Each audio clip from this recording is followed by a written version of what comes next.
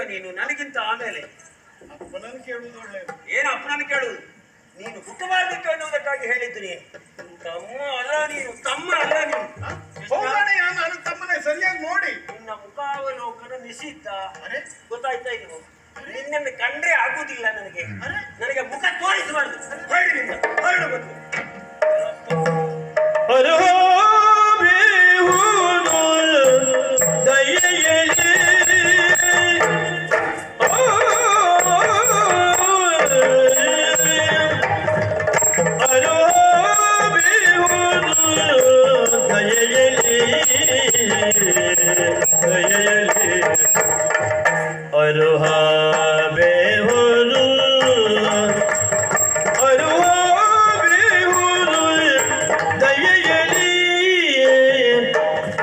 ಖತಿಯ ಕಳೆದಿರುವ ಕಾರಣ ತೊರೆಯಲಿ, ಖತಿಯ ಕಳೆದಿರುವ ಕಾರಣ ತೊರೆಯಲಿ, ಅದು ಹಬೇವುದು ದಯಲಿ, ಖತಿಯ ತಳೆದಿರುವ ಕಾರಣ ತೊರೆಯಲಿ.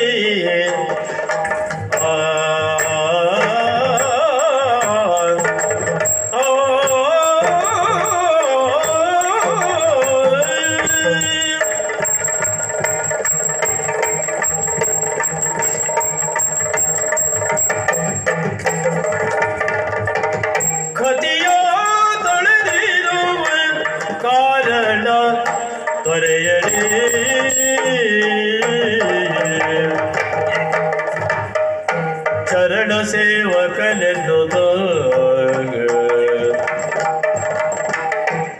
ಚರಣ ಸೇವಕನೆನ್ನುತ್ತ ಅಣ್ಣ, ಚರಣ ಸೇವಕನೆನ್ನುವುದು ಚರಣ ಸೇವಕನೆನ್ನುವುದು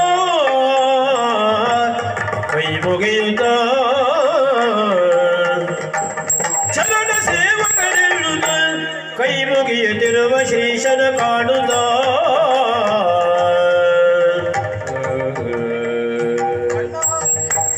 ಅನುಭವೇವುದು ದಯೆಯಲಿ.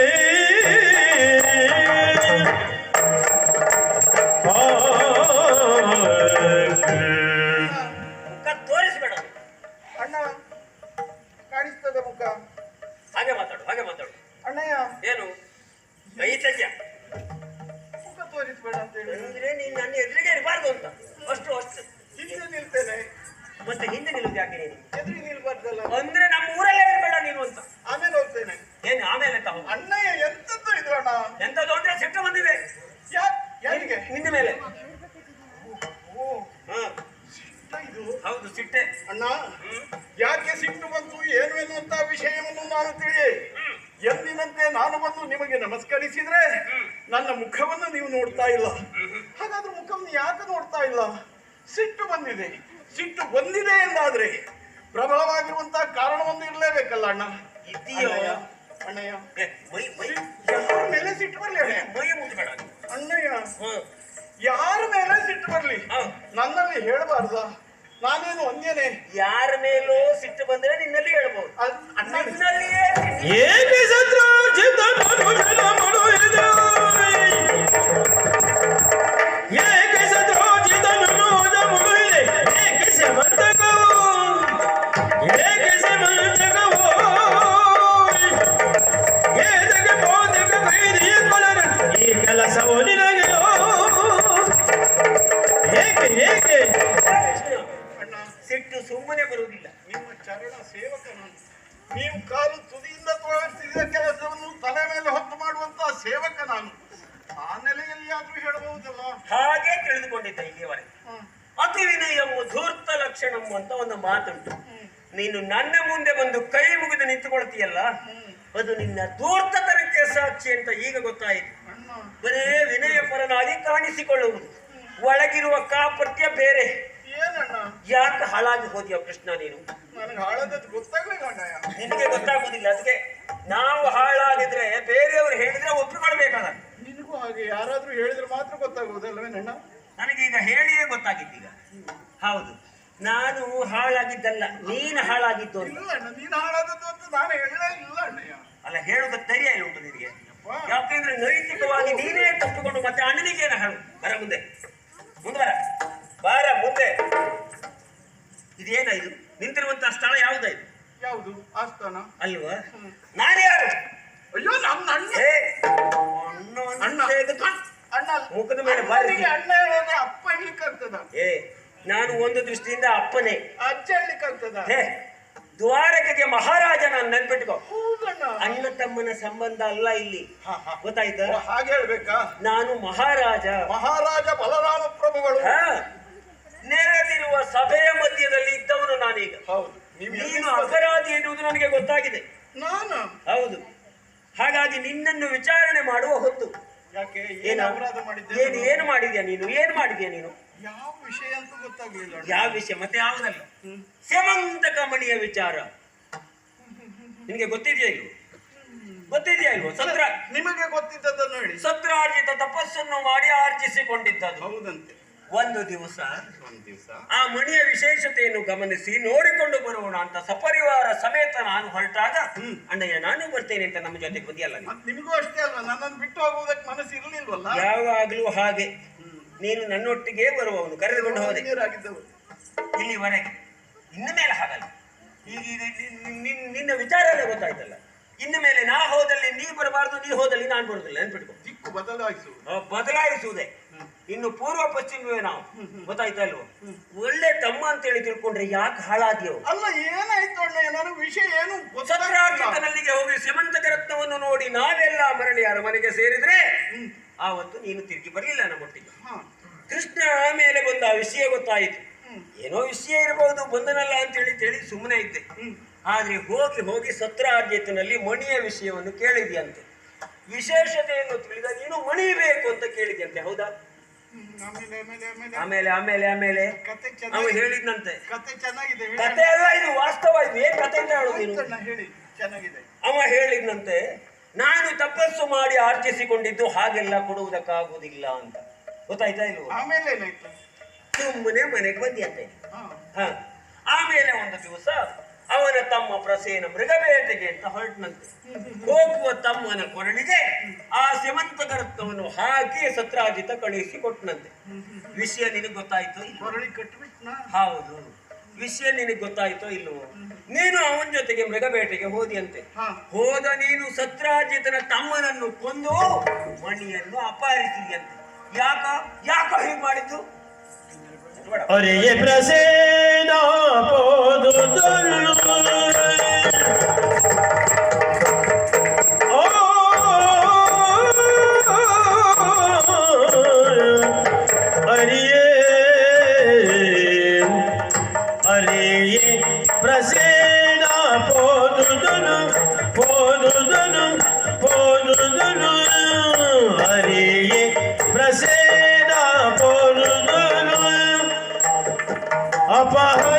ಅಪಹರಿಸಲಿಲ್ಲವನ ರತ್ನವನು, ಅಪಹರಿಸಲಿಲ್ಲವನ ರತ್ನವನು.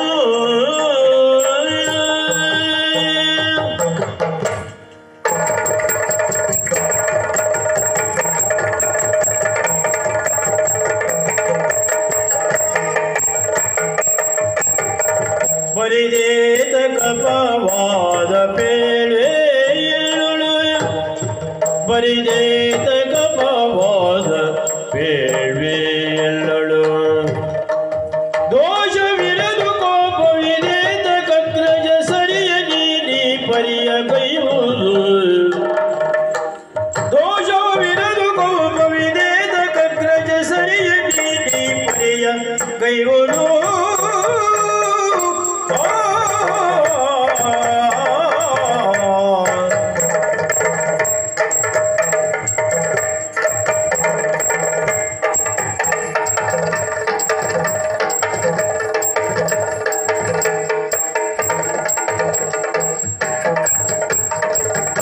ಪ್ರಸೇನ ಅಪೋಲುಲನ ಅಪಹರಿಸಲಿಲ್ಲವನ ರತ್ನವನು, ಅಪಹರಿಸಲಿಲ್ಲವನ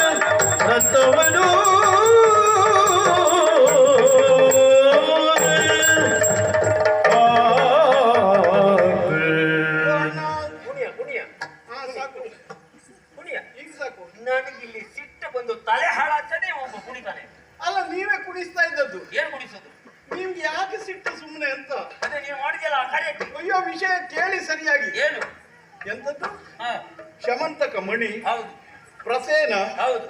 ಧರಿಸಿಕೊಂಡು ಹೋದ, ಹಾ, ತಿರುಗಿ ಬರಲಿಲ್ಲ. ಅವನನ್ನು ನೀನು ಕೊಂದು ಮಣಿಯನ್ನು ಅಪಹರಿಸಿದ್ಯ.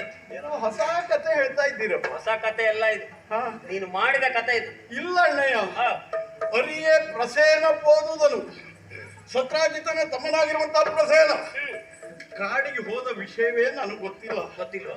ಆಹಾ, ಮತ್ತ ಆ ಮಣಿಯ ವಿಷಯ ಹೇಗೆ ಗೊತ್ತಾಗ್ಬೇಕು ಅಣ್ಣಯ್ಯ? ಇಷ್ಟಕ್ಕೂ ಆ ಮಣಿಯನ್ನು ಸತ್ರಾಜಿತನ ತಮ್ಮ ಪ್ರಸೇನ ಕೊರಳಿನಲ್ಲಿ ಕಟ್ಟಿಕೊಂಡು ಹೋಗುವುದು. ದಿವ್ಯವಾಗಿರುವಂತಹ ಮಣಿಯದು, ಸೂರ್ಯದೇವದತ್ತವಾಗಿರುವಂತಹ ಮಣಿಯದು. ಅದನ್ನು ಕಾಡಿಗೆ ಹೋಗುವಾಗಲೆಲ್ಲ ತಕೊಂಡು ಹೋಗ್ತಾರೆ. ನಾವು ತಕೊಂಡು ಹೋಗ್ಲಿ, ನಿನಗೆ ನನಗಿದು ಕಟ್ಟು ಕತೆ ಅನಿಸ್ತದೆ ಅಂತ. ಇದು ಸುಳ್ಳು, ಸತ್ಯ ಆಗಿರ್ಲಿಕ್ಕಿಲ್ಲ. ಅದು ಕಟ್ಟುಕೊಂಡ ಕಥೆಯೇ. ಏನ ನೀನು ಯಾಕೆ ಅಪಹರಿಸಿದೆ ಅಂತ? ಆಕಳ ಕೊರಳಿಗೆ ಗಂಟೆ ಕಟ್ಟಿಬಿಟ್ಟಕ್ಕೆ ಬಿಟ್ಟಿದ್ದಾರೆ ಅವನನ್ನ. ಅವನತ್ತೋದು, ಅವ ಏನು ಮಾಡ್ಕೊಳ್ಳಿ, ನಿನಗೆ ಯಾಕೆ? ಅಲ್ಲ, ಇದು ಕಟ್ಟು ಕತೆ ಇರ್ಬೋದು ಅಂತ ಯೋಚನೆ ಮಾಡ್ಬೇಕು ನಾವೆಲ್ಲ. ಹಾಗಾಗ್ಲಿಕ್ಕೆ ಸಾಧ್ಯ ಇಲ್ಲ. ಯಾರೋ ನಿಮ್ಗೆ ಸುಳ್ಳು ಹೇಳಿರ್ಬೇಕು ಅಣ್ಣಯ್ಯ. ಪ್ರಸೇನ ಕಾಡಿಗೆ ಹೋದ ವಿಷಯ ಗೊತ್ತಿಲ್ಲ, ಮಣಿಯನ್ನು ನಾನು ಅಪಹರಿಸಲಿಲ್ಲ. ಒರಿದೇತ ಕಪವಾದ ಪೇಳ್ವೆ ಎನ್ನೋಳು ದೋಷ ಇರೋದು. ಮಣಿಯ ಶತ್ರು ಚಂದ್ರನೊಳಗೆ ಮಣಿಯೋ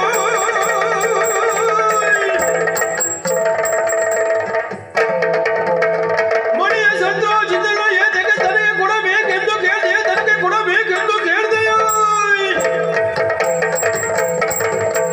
ಮೊದಲ ಕೈದಲ್ಲಿ ಸೇರುವುದು ತನಗಿರುವುದಲ್ಲೀಗೋ. ನಾನು ಕೇಳುವುದು ನೀನು ಹೇಳುವುದು ಇಷ್ಟೇ ಆಗ್ಬಾರ್ದು. ಸಭೆಯಲ್ಲಿ ಏನಾಗ್ಬೇಕು, ಸತ್ಯ ಹೊರಬರಬೇಕು ಎನ್ನುವ ಕಾರಣಕ್ಕಾಗಿ ನಿನ್ನಲ್ಲಿ ಪ್ರಶ್ನೆ ಮಾಡ್ತಾ ಇದ್ದದ್ದು. ಈಗ ಗೊತ್ತಾಯ್ತಾ? ಇದು ಕತೆ ಯಾರೋ ಅಪಪ್ರಚಾರ ಮಾಡ್ತಾ ಇದ್ದಾರೆ, ಯಾರೋ ಚಾಡಿ ಹೇಳ್ತಾ ಇದ್ದಾರೆ ಅಂತ ನೀನು ಸಮರ್ಥನೆ ಮಾಡಿಕೊಂಡು ತಲೆ ಕೆಡಿಸಿದ್ದಾರೆ. ನೀನಷ್ಟೆಲ್ಲ ಮಾಡಿದ್ದು ಸುಳ್ಳೇ ಹೌದು ಅಂತ ಆದ್ರೆ ಸತ್ರಾಜಿತನಲ್ಲಿ ಯಾಕೆ ಮಣಿಯನ್ನು ಕೇಳಿದೆ? ನಿನಗೆ ಯಾವುದೇ ಕೊರತೆ ಆಗಿದೆಯಾ? ಇಲ್ಲಿ ಯಾವುದೇ ಕೊರತೆ ಆಗಿದೆ? ಅಣ್ಣಯ್ಯ, ಹ, ಆ ಹೊತ್ತು ನಾವಿಬ್ಬರು ಒಟ್ಟಿಗೆ ಹೋದವರು ಹೌದಾ? ಅಲ್ಲಿಗೆ ಹೋದಾಗ ಶಮಂತಕ ಮಣಿಯ ವಿಷಯ ಬಂತು. ಅದನ್ನು ಕಣ್ತುಂಬ ನೋಡಿದೆವು. ಆ ಮಣಿ ಸತ್ರಾರ್ಜಿತನಲ್ಲಿ ಇರುವುದಕ್ಕಿಂತಲೂ ನಮ್ಮ ಅಜ್ಜನಾಗಿರುವಂತಹ ಉಗ್ರಸೇನಲ್ಲಿ ಇದ್ರೆ ಸಮಷ್ಟಿಯಾಗಿ ಪ್ರಯೋಜನಕ್ಕೆ ಬರ್ತದಲ್ಲ. ವ್ಯಕ್ತಿಗತವಾದ ಪ್ರಯೋಜನ ಅಲ್ಲ, ಸಮಷ್ಟಿಯಾಗಿ ಪ್ರಯೋಜನಕ್ಕೆ ಬರುತ್ತದೆ ಎಂಬ ಕಾರಣಕ್ಕಾಗಿ ಸತ್ರಾರ್ಜಿತ ಅದನ್ನ ನಮಗೆ ಕೊಡ್ತೀಯ ಅಂತ ಕೇಳಿದೆ ಅಷ್ಟೇ. ಕೇಳಿದ್ರೆ ತೊಂದರೆ ಇಲ್ಲ, ಅವ್ನು ಕೊಡುವುದಿಲ್ಲ ಅಂತ ಹೇಳಿದ. ಅವ ಕೊಡುವುದಿಲ್ಲ ಅಂತ ಹೇಳಿದ್ನ? ಲೋಭಿ ಆತ ಅಲ್ಲ, ಅವ ಎಂತ ಲೋಭಿ ಆತ. ಬಾಯಿ ಮುಚ್ಚ. ಹೌದಣೆ, ಬಾಯಿ. ಅವ ಎಂತವ ಇರುವುದು ನನಗೆ ಬೇಡ, ನೀನ್ ಎಂತವ ಇರುವುದು ಬೇಕು. ಪರಮ ಸಂಭಾವಿತ. ಅಲ್ಲ, ಕೇಳಿದ್ಯಾ ಇದು ಅವನಲ್ಲಿ? ಅವ ಕೊಡುವುದಿಲ್ಲ ಅಂತ ಹೇಳಿದ್ನಾ ಇಲ್ವೋ?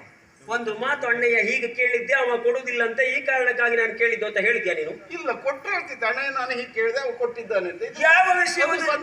ಸಂತೋಷದ ವಿಷಯ ಕೃಷ್ಣ, ಯಾವ ವಿಷಯವನ್ನು ಅಣ್ಣನಲ್ಲಿ ಮುಚ್ಚಿಟ್ಟವನಲ್ಲ ನೀನು. ಹೌದು, ಈ ವಿಷಯವನ್ನು ಮುಚ್ಚಿಟ್ಟೆ ನೀನು. ಮುಚ್ಚಿಟ್ಟದ್ದಕ್ಕೆ ನಿನ್ನ ಮೇಲೆ ಅನುಮಾನ ಪ್ರಾರಂಭ ಆಗಿದೆ ಈಗ. ಹಾಗಿದ್ರೆ ನೀನು ಕೊಂದವ ಅಲ್ಲ. ನಾನು ಕೇಳಿದ ಕ್ಷಣ ಅನುಮಾನ ಪಡುವುದು ಅಣ್ಣಯ್ಯ. ಇಲ್ಲಿ ನೋಡು, ಅವ ತಪಸ್ಸು ಮಾಡಿ ಆರ್ಜಿಸಿಕೊಂಡಿತ್ತು. ಹೌದು. ನಿನಗೂ ಒಂದು ಮಣಿ ಬೇಕು ಅಂತ ಆದ್ರೆ ನೀನು ಹಾಗೆ ಮಾಡ್ಬೇಕು. ಅದಿಲ್ಲ ಅಂತ ಆದ್ರೆ ನೀನು ಹೋಗು ದೇವಲೋಕಕ್ಕೆ. ಏನು ಸೂರ್ಯ ಗೊತ್ತಿಲ್ಲದೆ ಇದ್ದವನ ನಿನಗೆ? ಪರಿಚಯ ಇದೆ. ಚಂದ್ರ ಗೊತ್ತಿಲ್ಲದೆ ಇದ್ದವರ? ಪರಿಚಯ ಇದೆ. ದೇವೇಂದ್ರಾದಿಗಳು ನಿನಗೆ ತಿಳಿಯದೇ ಇದ್ದವರ? ಗೊತ್ತು. ಎಷ್ಟೊತ್ತಿಗೆ ಎಲ್ಲಿಗೆ ಬೇಕಾದ್ರೂ ಹೋಗುವುದಕ್ಕೆ ಸಮರ್ಥ ನೀನು. ಆ ಸ್ಯಮಂತಕದಂತಹ ಇನ್ನೊಂದು ರತ್ನವನ್ನು ತೆಗೆದುಕೊಂಡು ಬಂದು ಇಟ್ಕೊಳ್ಬೇಕಿತ್ತು ನೀನು. ಅವನಲ್ಲಿ ಕೇಳಿದ್ಯಾಕ ನೀನು?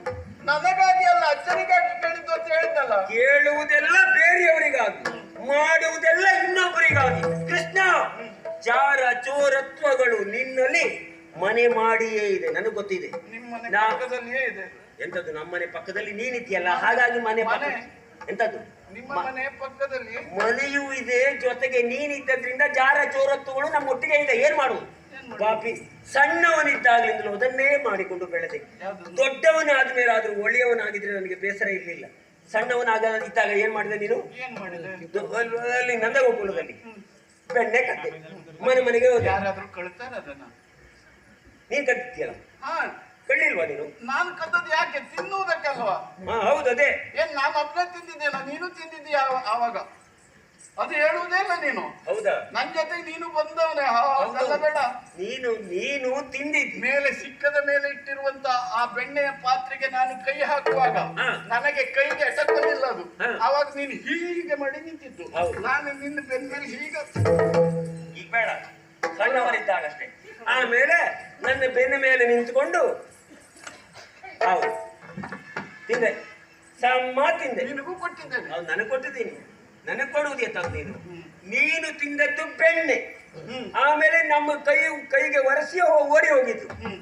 ನಿನ್ನ ಬಾಯಿಗೆ ಬೆಣ್ಣೆ, ಬಲರಾಮನ ಬೆನ್ನಿಗೆ ತೊಣ್ಣೆ. ಅದಕ್ಕಾಗಿ ಬಲರಾಮ ತಿಂದಿದ್ದು ಅಂತ ಪ್ರಚಾರ ಆಗಿ ನಾವು ಪೆಟ್ಟು ತಿಂದದ್ದು, ನೀನ್ ಮಾತ್ರ ಬೆಣ್ಣೆ ತಿಂದ. ಅದಕ್ಕಾಗಿ ಇರಬೇಕು ತಿಳಿದವರು ಹೇಳುವುದು ಯಾರ್ಯಾರಿಗೆ ಯಾವ್ಯಾವ ಯೋಗ ಇದೆಯೋ ಅದೇ ಸಿಗ್ತದೆ ಅಂತ. ನನಗೆ ಬೆಣ್ಣೆ ಯೋಗ, ನಿನ್ ದೊಣ್ಣೆ ಯೋಗ. ಹೌದು ಮಾರಾಯ, ನಿನ್ನ ಅಣ್ಣಾಗಿ ಹುಟ್ಟಿದ್ದಕ್ಕೆ ನಮ್ಮ ಹಣೆ ಬರ ದುರ್ಯೋಗವೇ ನೋಡು. ನಿನ್ನ ಕಾರಣದಿಂದ ಹೇಳಿಸಿಕೊಳ್ಳುವ ಹಾಗಾಯ್ತಲ್ಲ ಇವತ್ತು. ಏನ ನೀನು ಆರ್ಚಿಸುವುದನ್ನು ಬಿಟ್ಟು ಅವನನ್ನು ಕೊಂದು ತೆಗೆದುಕೊಂಡು ಬಂದಿಯಲ್ಲ, ಅಪಕೀರ್ತಿ ಬಂದು ಹೋಯಿತು. ಕೃಷ್ಣ ಇದನ್ನು ಸಹಿಸುವುದಕ್ಕೆ ಸಾಧ್ಯ ಇಲ್ಲ. ದ್ವಾರಕೆಯ ಯಾದವರು ಅಲ್ಲ, ಯಾದವರು ಸಮಾಜದಲ್ಲಿ ಬಾಹಿರರು, ಸಿಂಹಾಸನಕ್ಕೆ ಅರ್ಹರಲ್ಲ, ಶಾಪಗ್ರಸ್ತರು. ಹೀಗೆ ಕೇಳಿ ಕೇಳಿ ಕೇಳಿ ಕೇಳಿ ಸಾಕಾಗಿ ಹೋಗಿತ್ತು. ಸಿಂಹಾಸನಕ್ಕೆ ಯೋಗ್ಯರು ಎನ್ನುವುದನ್ನು ಕಾಣಿಸಿಕೊಡಬೇಕು ಅಂತ ಸಿಂಹಾಸನ ಸ್ಥಾಪನೆ ಮಾಡಿ ಆಯಿತು. ಪಾಪಿ, ಮನೆತನದ ಮಾನವನ್ನೇ ಕಳೆದಿಯಲ್ಲ ನೀನಿದ್ದ ಊರಿನಲ್ಲಿ ಇರಬಾರ್ದು. ಕೃಷ್ಣ ತಗೋ, ಈ ಅಧಿಕಾರ ನನಗೆ ಬೇಡ. ಇಳ್ಕೋ. ನೀನು ಹೋಗು ಅಂತ ಹೇಳಿದ್ರೆ ನೀನು ಹೋಗುವವ ಅಲ್ಲ. ಆದ್ದರಿಂದ ನಾನೇ ಇವತ್ತಿಗೆ ಹೋಗ್ತೇನೆ. ನೀ ಮಾಡಿದ ಪಾಪ ತೀರ್ಥಾಟನೆ ಮಾಡಿ ಆದ್ರೂ ನಾನು ಕಳೆದುಕೊಳ್ತೇನೆ. ಹಾಗಾಗಿ ದ್ವಾರಕೆಯಲ್ಲಿಯೇ ಇರು, ಇಂಥದ್ದನ್ನೇ ಮಾಡಿಕೊಂಡಿರು. ಹಾಳಾಗಿ ಹೋಗು ಪಾಪಿ.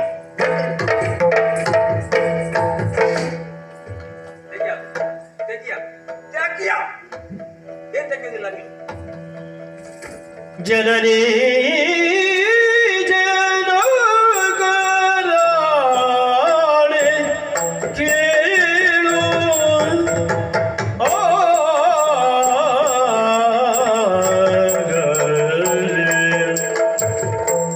ಜನನಿ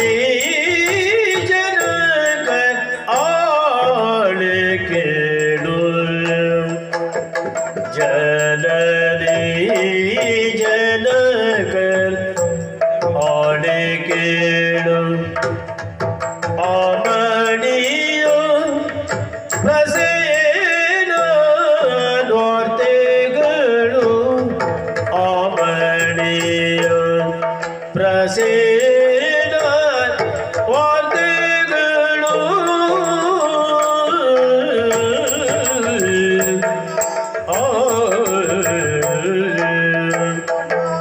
ಜನನಿ ಜನಕರಾಣೆ ಕೇಳು ಆಮಣಿಯು ಪ್ರಸೇನ ವಾರ್ತೆಗಳು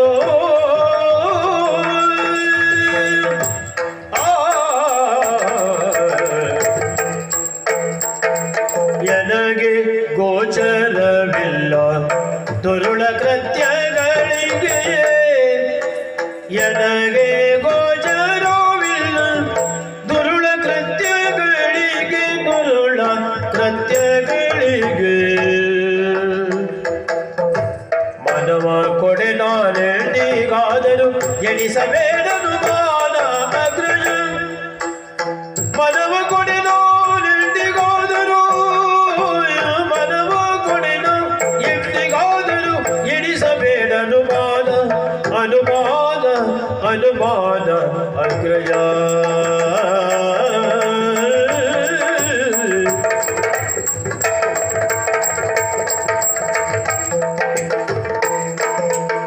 ನನಗೆ ಗೋಚರವಿಲ್ಲ ದುರುಳ ಕೃತ್ಯಗಳಿಗೆ, ಮನವ ಕೊಡೆ ನಾನೆಂದಿಗಾದರೂ ಎಣಿಸಬೇಡನು ಮಾನ ಅಗ್ರಜ, ಎಣಿಸಬೇಡನು ಮಾನ ಅಗ್ರಜ.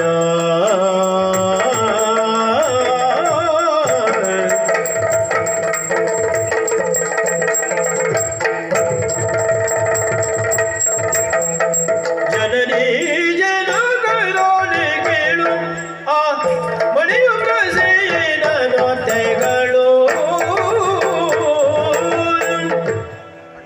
ಏನ ವಿಷಯ ಎಷ್ಟು ಗಂಭೀರವಾದದ್ದು ಎನ್ನುವ ಕಲ್ಪನೆ ನನಗೆ ಇದ್ದಿರಲಿಲ್ಲ ಅಣ್ಣ. ನೀನಾಡಿದಂತ ಎಲ್ಲ ವಿಷಯವನ್ನು ನಾನು ಬಹಳ ಲಘುವಾಗಿ ಸ್ವೀಕರಿಸಿಬಿಟ್ಟೆ ಅಣ್ಣ. ಹೊರಟೆನು ಭೂ ಸಂಚರಣೆಗೆ ಅಂತ ಹೊರಟ್ರಲ್ಲ. ಹೌದು, ಈ ದೇಶ ಬೇಡ, ಸಿಂಹಾಸನ ಬೇಡ, ಆಳ್ವಿಕೆ ಬೇಡ, ಹೆತ್ತವರು ಬೇಡ ಅಡ ಹುಟ್ಟಿದವರು ಬೇಡ ಎಲ್ಲಾದ್ರೂ ಹೊರಟು ಹೋಗ್ತೇನೆ ಅಂತ ಹೊರಟ್ರಲ್ಲ ಆಗಲೇ ಗೊತ್ತಾದದ್ದು ನನಗೆ ವಿಷಯ ಇದು ಬಹಳ ಗಡುಚಾಗಿದೆ ಎಂದು. ಅಣ್ಣ ಲೋಕ ಏನೇ ಹೇಳಲಿ ಅಣ್ಣಯ್ಯ, ಜಾರ ಚೋರತ್ವಗಳು ನಿನ್ನೊಳಿರುತ್ತೀರಿ. ನೀವಾಡುವ ಮಾತೇ ಇದು. ಕೃಷ್ಣ ಯಾರು ಏನು ಎನ್ನುವುದನ್ನು ನೀವು ತಿಳಿಯದೇ ಹೋದವರೇ. ಲೋಕದಲ್ಲಿ ಕೃಷ್ಣನನ್ನು ಹಲವು ರೀತಿಯಿಂದ ಕಂಡರು. ಕೆಲವರು ಮನೆಯ ಮಗನನ್ನಾಗಿ ಕಂಡರು, ಕೆಲವರು ಮೊಮ್ಮಗನನ್ನಾಗಿ ಕಂಡರು, ಕೆಲವರು ಪಿತನನ್ನಾಗಿ ಕಂಡರು, ಕೆಲವರು ಅಜ್ಜನನ್ನಾಗಿ ಕಂಡರು, ಕೆಲವರು ಕಾಂತನನ್ನಾಗಿ ಕಂಡರು, ಕೆಲವರು ಪ್ರಾಣದಾತನನ್ನಾಗಿ ಕಂಡರು, ದೇವನನ್ನಾಗಿ ಕಂಡರು. ಅಣ್ಣ, ನಿಜವಾಗಿ ಕೃಷ್ಣ ಯಾರು ಏನು ಎನ್ನುವುದನ್ನು ನನ್ನ ಅಣ್ಣನಾಗಿ ನೀವು ಅರಿತಿದ್ದೀರಿ ಅಂತ ನಾನು ಭಾವಿಸಿದ್ದೆ. ಜಾರ ಚೋರ, ಬೆಣ್ಣೆಯ ಕಳ್ಳ, ಹೆಣ್ಣಿನ ಮಳ್ಳ ಇತ್ಯಾದಿ ಇತ್ಯಾದಿ ಇತ್ಯಾದಿಯಾಗಿ ಲೋಕದ ಸಾಮಾನ್ಯರು ನನ್ನನ್ನು ಜರೆಯಲಿ, ಬೇಸರ ಇಲ್ಲ ಅಣ್ಣ. ನೀನು ಸಂಪೂರ್ಣ ತಿಳಿದವ. ಬೆಣ್ಣೆಯನ್ನು ಕೃಷ್ಣ ಕದ್ದದಿದ್ರೆ ಅದು ಯಾಕೆ ಕದ್ದ ಎನ್ನುವ ಸತ್ಯ ವಿಷಯ ನಿಮಗೆ ಗೊತ್ತು. ಹೆಣ್ಣು ಮಕ್ಕಳ ಸೀರೆಯನ್ನು ನಾನು ಅಪಹರಿಸಿದ್ದವುದಾದ್ರೆ ಅದು ಯಾಕೆ ಅಪಹರಿಸಿದೆ ಎನ್ನುವುದು ನಿಮಗೆ ಗೊತ್ತು. ಅದರ ಹಿಂದಿರುವಂತಹ ಮೂಲ ಉದ್ದೇಶಗಳು ಯಾವುದು ಏನು ಎನ್ನುವುದನ್ನು ನೀವೇ ನಾನೊಬ್ಬ ಜಾರ, ನಾನೊಬ್ಬ ಚೋರ ಎಂದು ಹೇಳಿದ್ರೆ ಖಂಡಿತ ನಾನು ಸಹಿಸಲಾರೆ ಅಣ್ಣ. ಆ ಪ್ರಸೇನನ ವಿಷಯವನ್ನು, ಶಮಂತಕಮಣಿಯ ವಿಷಯವನ್ನು ನಾನು ತಿಳಿದವಲ್ಲ. ಆ ವಿಚಾರವೇ ನನಗೆ ಗೊತ್ತಿಲ್ಲ. ಗೊತ್ತಿಲ್ಲ ಅಂದ್ರೆ ನೀನು ನಂಬುವುದಿಲ್ಲ. ನಾನು ನಿನ್ನ ನಂಬಿಸುವುದಕ್ಕೆ ಏನು ಹೇಳಲಿ ಅಣ್ಣ? ನಾನು ಏನು ಸಮರ್ಥನೆ ಉಂಟು ಅಂತ ಬೇಡವಾ ನೀನು ಮಾಡಿದ ಕಾರ್ಯಕ್ಕೆ? ನಿನ್ನದು ಇಲ್ಲ ಅಣ್ಣ, ಯಾವ ಸಮರ್ಥನೆಯೂ ಇಲ್ಲ, ಯಾವ ಸಮರ್ಥನೆಯೂ ಇಲ್ಲ. ಇದು ನಿಂತ ನೆಲದ ಸಾಕ್ಷಿಯಾಗಿ ಹೇಳ್ತೇನೆ, ಸೂರ್ಯ ಚಂದ್ರನ ಸಾಕ್ಷಿಯಾಗಿ ಹೇಳ್ತೇನೆ. ಅಲ್ಲ, ಪ್ರತ್ಯಕ್ಷ ನನಗೆ ಜನ್ಮ ಕೊಟ್ಟಿರುವಂತ ನನ್ನ ತಾಯಿ ದೇವಕಿಯ ಮೇಲೆ ಆಣೆ ಇಟ್ಟು ಹೇಳ್ತೇನೆ, ವಸುದೇವ ದೇವಕಿಯ ಆಣೆ, ನಾನು ಕಳ್ಳ ಅಲ್ಲ, ಅಪ್ಪರಿಸಲಿಲ್ಲ ಅಣ್ಣ, ಅಪ್ಪರಿಸಲಿಲ್ಲ. ಕೃಷ್ಣ